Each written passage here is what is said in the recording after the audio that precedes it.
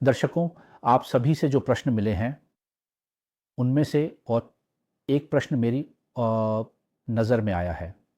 किसी ने पूछा है, क्या नवजात शिशुओं को भी तपेदिक टीबी हो सकता है? तो इलाज क्या है? जब आप तप ये वाक़ई एक बहुत ही सोचने लायक सवाल है। क्या ठीक? हाँ दर्शकों, नवजात शिशुओं को भी तपेदिक टीबी हो सकता है। मैं हालाँकि इसकी दर बहुत ही कम है। अच्छा, हम दुर्भाग्यवश देखते हैं कि गर्भावस्था के दौरान कई माताएँ टीबी से पीड़ित हो जाती हैं। लेकिन जब कोई महिला टीबी से पीड़ित होती है, तो हम उसे यह नहीं कहते कि वह गर्भपात करवा ले, क्योंकि आपके बच्चे को भी टीबी हो सकती है। गर्भवती महिलाओं में टीबी होने की संभावना थोड़ी बढ़ जाती है। इसका कारण ये है कि गर्भावस्था के दौरान उनकी रोग प्रतिरोधक क्षमता कुछ हद तक कम हो जाती है, और ऐसे में अगर माँ किसी संक्रमण या अन्य समस्या से जूझ रही हो, तो उनके फेफड़े आसानी से टीबी से संक्रमित हो सकते हैं। अगर माँ को टीबी हो जाए, तो यह निश्चित रूप से नहीं कहा जा सकता कि गर्भ में पल रहा बच्चा भी टीबी से संक्रमित हो जाएगा। हालांकि बहुत ही कम मामलों में नवजात शिशु टीबी से संक्रमित हो जाते हैं।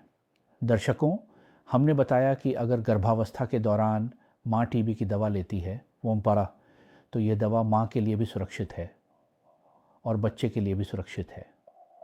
आप डॉक्टर के निर्देशानुसार गर्भावस्था के दौरान टीबी की दवा ले सकती है, अगर कोई अन्य समस्या न हो। लेकिन अगर माँ डर के कारण टीबी की दवा नहीं लेती है, तो गर्भ में पल रहे बच्चे के टीबी से संक्रमित होने की संभावना बढ़ जाती है, क्योंकि यह टीबी फेफड़ों से माँ के खून में फैल सकती है। जब यह खून में पहुँचती है, तो गर्भनाल के जरिए यह टीबी के जीवाणु बच्चे के शरीर में प्रवेश कर सकते हैं और उसे संक्रमित कर सकते हैं। ऐसे बच्चे जब जन्म लेते हैं, तो देखा जाता है कि उनकी उम्र के हिसाब से, यानी गर्भ में 8 या 9 महीने के हिसाब से बच्चा अपेक्षाकृत छोटा होता है और उसका स्वास्थ्य भी खराब रहता है। बच्चे की गतिविधियाँ जैसे हाथ पैर हिलाना डुलाना, ये सब कम हो जाती है, और देखा जाता है कि बच्चा जन्म के बाद से ही लंबे समय तक बुखार से पीड़ित रहता है और समय के साथ ठीक से बढ़ता नहीं है। जब इतिहास लिया जाता है, तो पता चलता है कि उसकी माँ गर्भावस्था के दौरान टीबी से पीड़ित थी। तो हम देख सकते हैं कि हाँ, गर्भ में पल रहे बच्चे भी टीबी से संक्रमित हो सकते हैं। लेकिन अगर माँ सही तरीके से टीबी की दवा लेती है, तो नवजात के टीबी से संक्रमित होने की संभावना बहुत ही कम हो जाती है। अंत में मैं यही कहना चाहूँगा कि अगर गर्भवती महिलाएं टीबी से संक्रमित हो जाएं, तो आप निसंकोच डॉक्टर द्वारा निर्धारित टीबी की दवा लें। यह आपके लिए भी अच्छा होगा और आपके गर्भ में पल रहे बच्चे के लिए भी अच्छा होगा। गर्भ में पल रहे बच्चे जन्म के समय भी टीबी से संक्रमित हो सकते हैं। हमने बताया कि टीबी सिर्फ फेफड़ों में ही नहीं, शरीर के किसी भी हिस्से में हो सकती है, जैसे कि गर्भाशय का मुख या वह हिस्सा जहां से बच्चा बाहर आता है। अगर ये हिस्से टीबी से संक्रमित हो जाए, तो बच्चे के बाहर आने के समय भी कई बार बच्चा टीबी से संक्रमित हो सकता है। इसी मौके पर एक और महत्वपूर्ण बात कहना चाहूँगा, वह ये है कि माँ ने एक स्वस्थ बच्चे को जन्म दिया, लेकिन देखा गया कि गर्भावस्था के अंतिम चरण में माँ को टीबी हो गई, या बच्चे के जन्म के बाद माँ को टीबी का पता चला। हम सामान्यतः जानते हैं कि हर बच्चे को उसकी माँ का दूध पिलाना चाहिए। जन्म के बाद से लेकर पहले 6 महीने तक माँ को बच्चे को दूध पिलाना चाहिए। अब अगर माँ के कफ में टीबी के अगर वह माँ जो अपने बच्चे को स्तनपान करवा रही है, बच्चे के पास आती है और उसके आसपास के वातावरण में कफ में टीबी के जीवाणु मौजूद हैं, तो बच्चे के संक्रमित होने की संभावना रहती है। ऐसे में वह नवजात शिशु, वह बच्चा टीबी से संक्रमित हो सकता है। तो इसके बचाव के लिए भी कुछ उपाय मौजूद हैं। पहला उपाय ये है कि माँ तुरंत टीबी की दवा लेना शुरू कर देगी।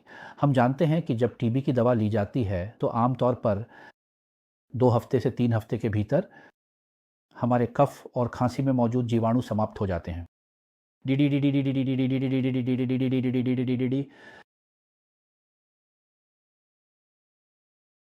ताकि उस दौरान बच्चा क्षय रोग से संक्रमित न हो जाए। हम प्रोफाइल को टीकाकरण देते हैं, यानी तपेदिक से बचाव के लिए हम उस बच्चे को दवा देते हैं। ये दवा, जिसे आयरिश नाम से जाना जाता है, हम बच्चे को देते रहते हैं ताकि माँ की खांसी या थूक के साथ टीबी का संक्रमण बच्चे तक न पहुँचे। जब यह देखा जाता है कि माँ के शरीर में बहुत अधिक जीवाणु हैं, तब हमारी सलाह होती है माँ को अपने स्तन से या बच्चे को छाती से अलग करके विशेष सावधानी बरतनी चाहिए। चम्मच या कटोरी से माँ का दूध बच्चे को पिलाना चाहिए।